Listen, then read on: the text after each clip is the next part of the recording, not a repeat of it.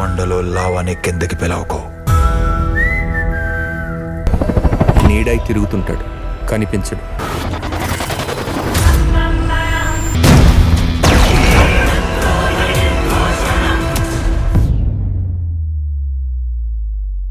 అన్నిటికీ భయపడే రోజా కాదిప్పుడు.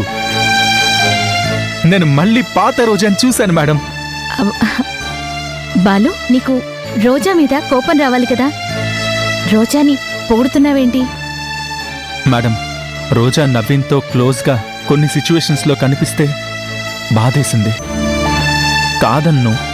రోజా మీద కోపం లేదా అంటే కొంచెం ఉంది, కానీ అంతకంటే ఎక్కువ ప్రేముంది.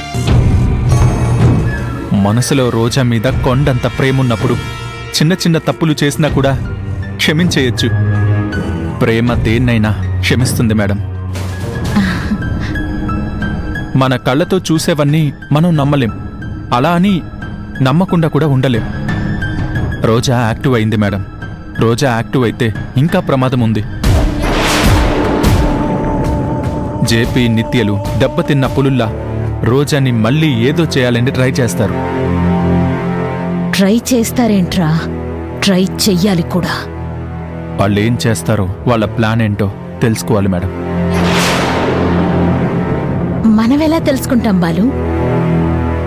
అలా అనకండి మేడం. రోజాని మనమే కాపాడాలి కదా. మీరు జేపీతో క్లోజ్గా ఉంటూ జేపీ మనసులో ఏముందో తెలుసుకోండి.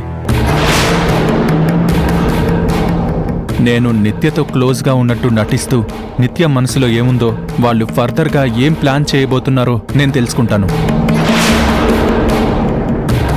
అక్కడ రోజా యాక్టివ్ అయిందని చెప్పి వీడు యాక్టివ్ అవుతున్నాడు.